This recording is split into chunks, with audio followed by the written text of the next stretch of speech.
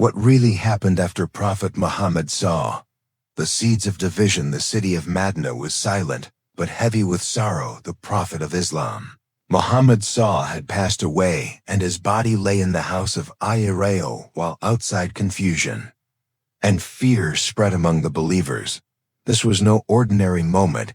This was the turning point that would eventually give rise to one of the most significant divisions in Islamic history. As news of the Prophet's death spread throughout Medina, many companions were shocked and heartbroken. Some even refused to believe it. Umar ibn al-Khattab stood before the people with his sword unsheathed, warning anyone who said the Prophet had died. Abu Bakr then entered the mosque calm yet firm. He reminded everyone that Muhammad was but a messenger and that Allah alone is ever living. Those words from the Quran struck deep, and the companions realized the truth. The Prophet had returned to his Lord, but another crisis was emerging: leadership. The question of who would lead the Muslims now became urgent. The Prophet had not left a clear instruction on succession, at least not one agreed upon by all. This created anxiety, as some feared the unity of the Ummah could unravel if a decision was not made quickly. While the body of the Prophet still rested unburied, a meeting was called at Saqifah. Sahida, the Ansar of Madinah, gathered there to choose a leader from among themselves, believing they had earned that right through their loyalty and sacrifices for Islam.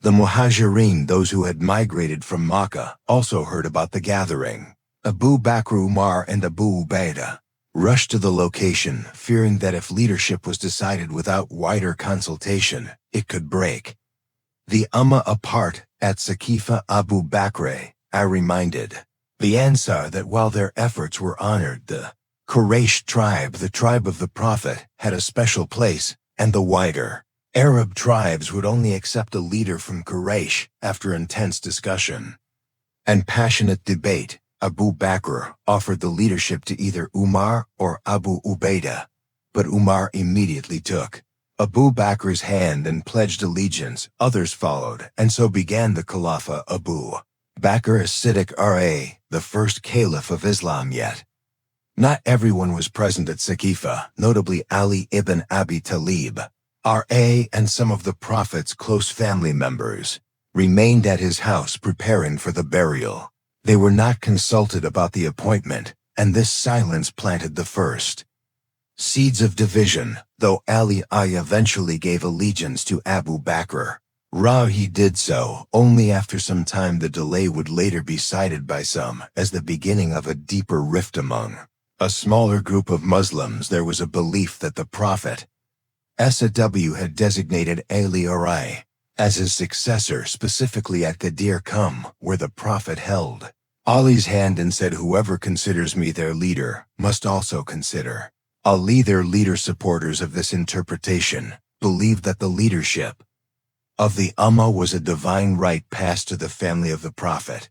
This belief would become central to what later evolved as Shi'ism. However, it is important to note that at the time of the Prophet's death, no such sects existed. Both those who would later be called Sunni and Shia prayed in the same mosque, fought in the same battles, and respected the same Quran. The division was not instant. It was a slow emergence built on differing views of leadership and loyalty. As Caliph Abu Bakr faced immediate challenges. Apostate tribes refused to pay zakat, false prophets appeared, and the Ummah seemed to be collapsing from within.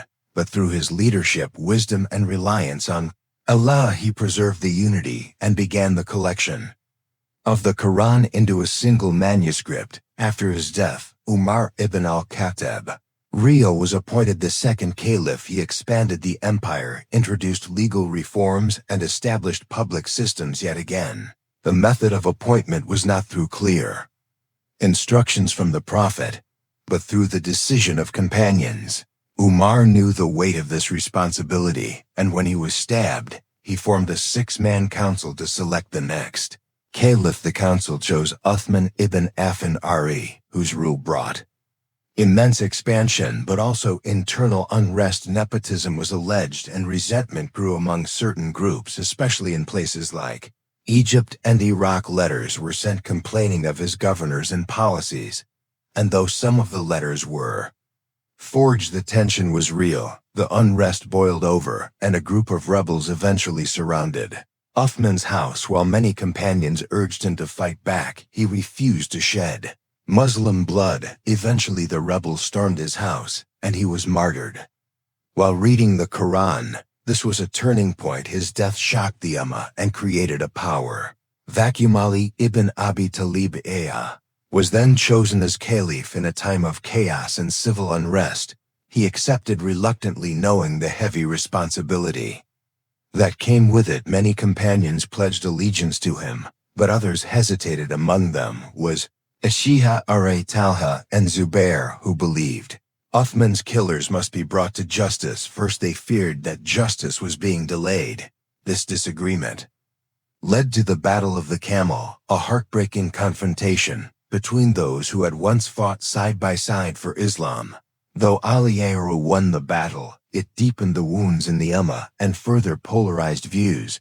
The battle was not just political. It became emotional, a struggle of conscience and memory. But the greatest blow came with the Battle of Siffin between Ali and Muawiyah. The governor of Syria and relative of Uthman Muawiyah demanded justice for Uthman's murder before giving allegiance to Ali. The battle ended with arbitration, a move that disappointed many in Ali's camp and gave rise to another group, the Khawari, who believed both sides had sinned. From this chaos grew the early form of sectarianism. While both Sunni and Shia revere the Prophet's family and his companions, their interpretations of leadership and history began to take separate paths. By the end of Part 1, the stage is set. The Muslim Ummah is shaken by political uncertainty, emotional trauma, and the loss of a generation of companions. Though unity was maintained in prayer and belief, the seeds of division had been planted, and the true split was beginning to take root. The rise of Karbala, when loyalty was tested by blood. Ali ibn Abi Talib ruled during one of the most difficult times in Islamic history. His leadership was marked by continuous conflict, suspicion, and emotional strain. The Ummah was tired and fractured, but Ali stood firm with justice in one hand and patience in the other. Still, there were many who questioned his decisions, and others who opposed him altogether. The tension was no longer about personality, it was now about ideology, loyalty, and memory. Muawiyah ibn Abi Sufyan remained a powerful figure. He controlled the region of Syria and was known for his administrative skills and political strength. He refused to give allegiance to Ali unless the murderers of Uthman were brought to justice. This created a long delay and mistrust between the two leaders. Despite multiple letters and attempted negotiations, things escalated toward the battlefield again. The Battle of Siffin left a mark so deep that its echoes would be felt for generations. Ali agreed to arbitration under pressure from his soldiers, but this decision divided his camp. Some believed that judgment belonged only to Allah, and they broke away, forming a harsh and rebellious group called the Khawari. These were former supporters of Ali who now turned against him, accusing him of betraying divine law. Their ideology was extreme and dangerous, and they would later attack not only enemies, but innocent Muslims as well. Eventually, Ali was martyred while praying in the mosque of Kufa. He was struck by a poisoned sword, and his death shook the hearts of many Muslims, especially those who saw him as the last true connection to the Prophet Muhammad. He was buried quietly in Najaf, and his grave became a sacred site for those who loved him deeply. His death did not just mark the end of a caliphate, it marked the end of a generation. After Ali, his son, Hassan was chosen by the people of Kufa as the new caliph, but the wounds of the civil war were still fresh. Muawiyah had grown stronger, and Hassan wished to avoid further bloodshed. He signed a peace treaty with Muawiyah, agreeing to step down as long as certain conditions were met, including that the caliphate would return to his family after Muawiyah's death. Hassan's sacrifice was noble, but Controversial to some still, his actions prevented another civil war and gave the Ummah a brief period of peace. Muawiyah became the first caliph of the Umayyad dynasty. He moved the capital to Damascus and ruled with a strong administrative hand. Under his rule, the Islamic Empire expanded, but he also introduced a system of hereditary succession. This was a shift from the earlier model, where leadership was chosen based on consultation and merit. The most controversial moment came when Muawiyah appointed his son Yazid as his successor. Many Muslims saw this as a violation of the peace treaty and an un-Islamic move for leadership to become dynastic. They feared corruption and tyranny, and one of the strongest voices against this was Hussein ibn Ali. The grandson of the Prophet Hussein was loved by the people and deeply respected for his piety, courage, and closeness to the Prophet. When Yazid demanded allegiance from him, Hussein refused. He believed that Yazid was not fit to rule, and that giving him allegiance would be betraying the principles of Islam. Hussein's refusal was not political, it was spiritual. A matter of truth versus falsehood. Invitations began to arrive from the people of Kufa, who promised Hussein support and loyalty. They begged him to come and lead them against Yazid. Hussein consulted his family and companions, and after much prayer and thought, he decided to travel with his family and a small group of supporters to Kufa, hoping to find justice and unity. Yazid was aware of Hussein's journey and feared a rebellion. He sent his army to intercept them. As Hussein and his caravan neared Karbala, they were stopped and surrounded by thousands of Yazid's troops. Despite being heavily outnumbered, Hussein refused to submit or turn back. He pitched his tent by the river Euphrates and prepared for the worst. What followed in Karbala is one of the most tragic events in Islamic history. Hussein, his family, and companions were denied water for days. Children cried in thirst, and the elderly sat in silence under the burning sun. On the 10th of Muharram, Hussein stood before the enemy army and delivered a powerful speech, reminding them of who he was, the grandson of the Prophet, asking if they had forgotten his grandfather's love, mercy, and message. But his words were met with silence and eventually with arrows. The Battle of Karbala lasted a few hours, but its pain lasted centuries. Hussein fought bravely, as did his young brother Abbas, his teenage son Ali Akbar, and his baby boy Ali Asghar. One by one they were martyred. Hussein stood alone on the battlefield, wounded and thirsty, but unbroken. Finally he too was struck down, and his head was raised on a spear. The camp was looted, the women and children were taken as captives, and the Prophet's family was humiliated in the streets of Kufa and Damascus. Zainab bint Ali, the sister of Hussein, stood with unmatched courage, facing Yazid and delivering powerful words that pierced his throne. Her strength kept the message of Karbala alive. The martyrdom of Hussein shocked the Ummah. It was not just a political death, it was a moral earthquake. It forced Muslims to reflect on what had gone wrong. How had the Ummah fallen from the mercy of Madinah to the blood of Karbala? For many, it became the moment of awakening, a symbol of resistance against oppression, injustice, and corruption. This event became central to the Shia memory of Islam. They believed that the family of the Prophet had a divine right to lead, and that betrayal of this right had led to disasters like Karbala. They began to identify themselves as followers of Ali and Hussein, and gradually their beliefs and practices developed separately from the rest of the Muslim community. Meanwhile, the majority of Muslims continued to respect the companions and early caliphs while also mourning the loss of Hussein and condemning the injustice of Yazid. They saw Karbala as a tragedy, but did not build an entire theology around it. These differences in historical interpretation became deeper over time, leading to more formalized distinctions between Sunni and Shia. By the end of Part 2, the path of division had become clearer, not because of theology alone, but because of deep emotional wounds, memory, and the question of who holds true authority in Islam.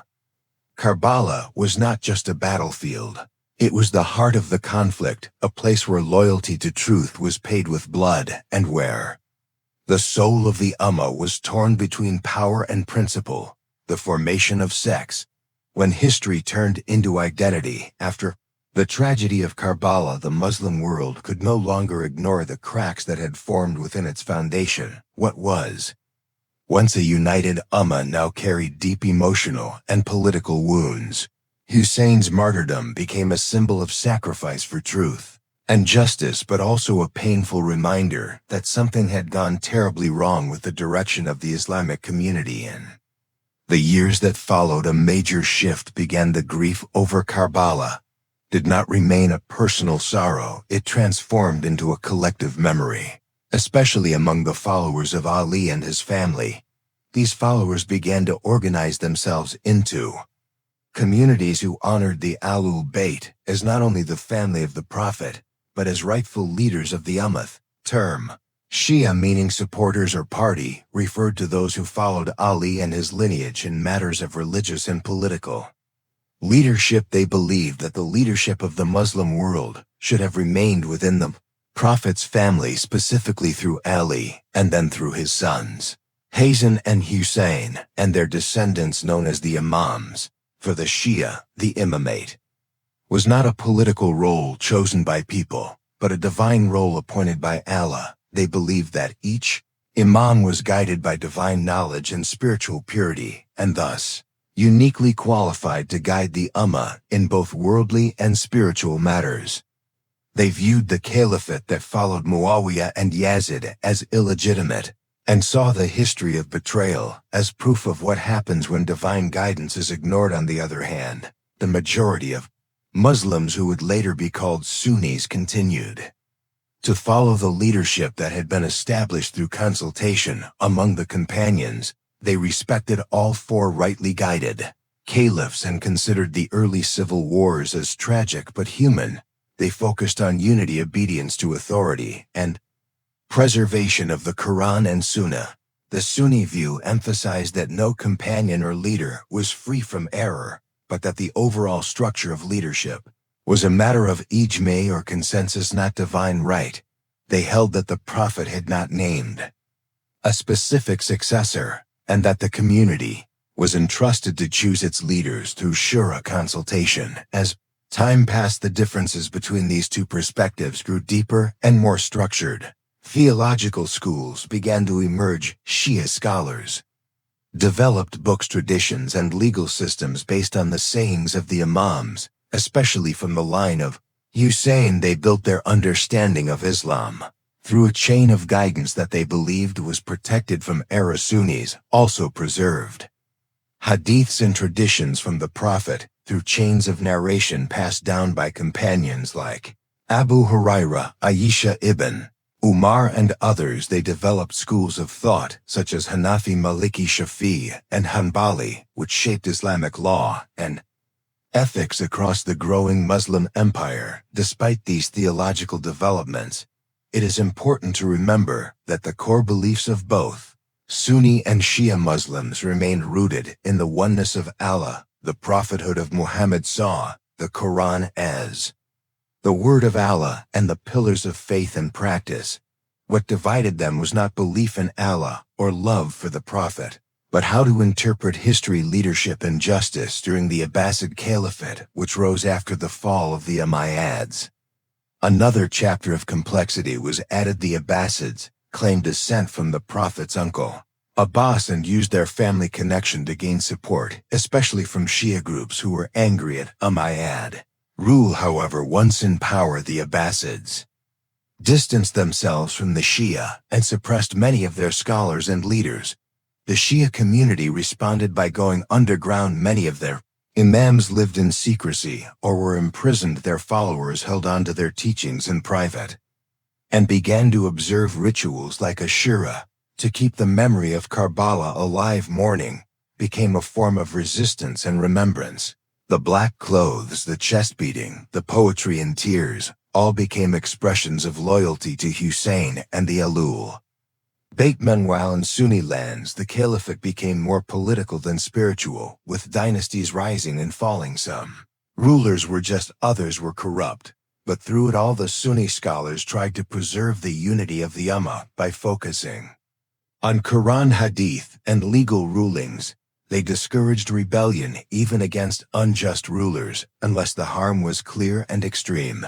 These two paths continue to diverge not only in belief, but in culture, memory, and identity. In some places they lived side by side in peace, in others mistrust and suspicion grew, especially when political leaders used sectarianism to divide and control. One of the critical turning points came with the development of the concept of occultation among the Shia, particularly the Twelvers. They believed that the 12th Imam Muhammad al-Mahdi had gone into hiding and would return at the end of times to bring justice and peace. They saw him as a hidden guide who still spiritually leads the Ummah even in his absence. Belief created a sense of patient hope among Shia Muslims that no matter how dark the world became, the true leader would one day return to correct it. For Sunnis, however, the focus remained on following the Quran and Sunnah as preserved by the scholars and the consensus of the Ummah. Throughout the centuries, the division between Sunni and Shia Muslims took on more layers in Iran, Iraq, Syria, Lebanon, Pakistan, and many parts of the world. These identities became intertwined with politics, power, and persecution. Each side often saw itself as the defender of true Islam, and the other as misguided or manipulated. There were always scholars and leaders who tried to bridge the gap, reminding the Ummah that the Prophet Muhammad had come to unite hearts, not divide them. They pointed out that both Sunni and Shia Muslims pray to the same Allah, face the same Qibla, follow the same Quran, and fast the same Ramadan. They reminded people that differences in understanding do not mean a difference in religion. By the end of Part 3, we see how a historical disagreement over leadership transformed over centuries into deep sectarian identities with separate rituals, memories, and theologies. The emotional pain of early tragedies like Karbala was carried from one generation to the next, shaping how communities saw themselves in each other. The divide was no longer about who should lead, it was about who had suffered, how they had survived, and how their story would be remembered. Lessons from the split. Can the wounds ever heal? Centuries passed, and the divide between Sunni and Shia communities grew deeper. Wars were fought over power, beliefs, and control of sacred lands. The pain of Karbala remained alive in the hearts of the Shia, while the Sunnis held on to unity as a shield against chaos. Both believed they were preserving the legacy of Prophet Muhammad. Yet the more time passed, the more each group built walls around its own version of history. In many places, these walls were built by politics, not faith. Rulers used sectarian labels to gain power and suppress rivals. During the Safavid Empire in Iran, Shia Islam was declared the state religion, and Sunni scholars were expelled or silenced in response. The Ottoman Empire, a Sunni power, portrayed itself as the guardian of Sunni orthodoxy and viewed Shia movements as a threat. This rivalry turned into bloodshed as battles were fought, not just over territory but over belief. Still, there were always voices of wisdom who reminded the world that both Sunni and Shia loved the Prophet, respected the Quran, and longed for justice. Scholars, poets, and mystics from both sides preached unity, humility, and the importance of brotherhood. They knew that hatred could not heal wounds, only compassion could. In the modern era, the legacy of division continued. Colonial powers who entered Muslim lands in the 19th and 20th centuries often studied the sectarian differences and exploited them. They used the divide to weaken resistance, create mistrust, and ensure their control. When the colonial era ended, many Muslim nations were left with broken systems and deep internal mistrusting.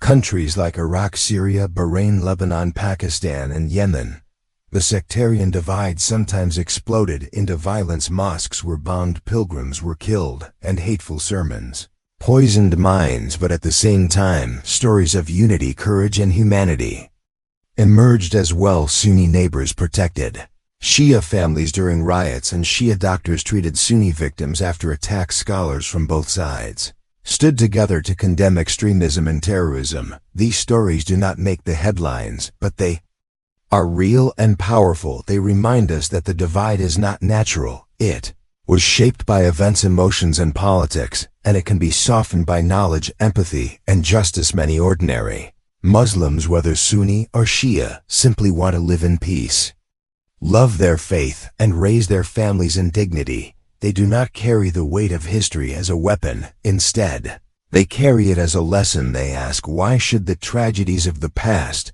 become reasons for hatred today? They look to the Quran, which calls all believers brothers and warns against division. Some efforts have been made to bridge the gap. Scholars have organized unity conferences, communities have hosted joint events, and online platforms have encouraged dialogue rather than debate. Books and documentaries now explore the shared history of Islam rather than only the points of conflict, but the healing process is slow and delicate. It requires honesty from both sides. It means acknowledging that mistakes were made by leaders, companions, and scholars, and that no group has a perfect record. It means honoring the pain of Karbala without turning it into fuel for anger. It means respecting the love that Sunnis have for the Prophet's companions without dismissing the grief that Shia feel over betrayal and loss. True unity does not mean agreement in every detail. It means compassion in disagreement.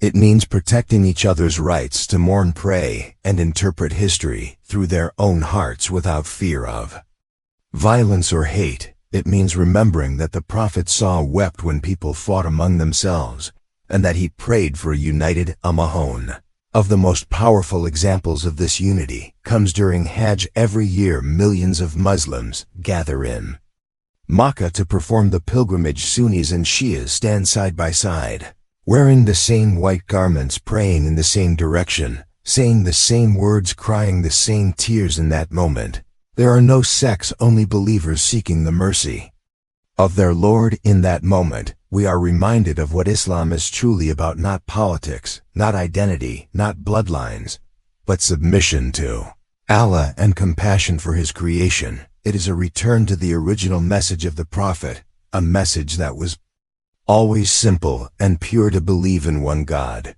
to do justice, to care for the poor, to forgive, to seek knowledge, and to love one another for His sake. The story of the Sunni-Shia split is not just a tale of division. It is a warning. It shows how quickly pain can turn into anger, and how anger can turn into walls. It shows how leadership without justice leads to chaos, and how memory without mercy leads to hatred. But it also shows that truth cannot be erased, that the sacrifice of Hussein still inspires millions, and that the patience of Abu Bakr, Umar, Uthman, and Ali still teaches leadership with humility. As Muslims around the world reflect on this history, they face a choice: to carry the burden of the past as a curse, or as a lesson to build bridges where others built walls, to listen where others shouted, and to heal where others wounded. By the end of Part 4, the story returns to the heart of Islam. Beyond labels, beyond division, it is a call to return to the Quran, the Prophet's example, and the shared humanity of the Ummah. The wounds are deep, but not beyond healing. The history is painful, but not without hope. The split between Sunni and Shia is real, but so is the love they share for the same messenger, the same book, and the same Creator. Let this story be a reason to seek truth with humility and to walk the path of unity with courage.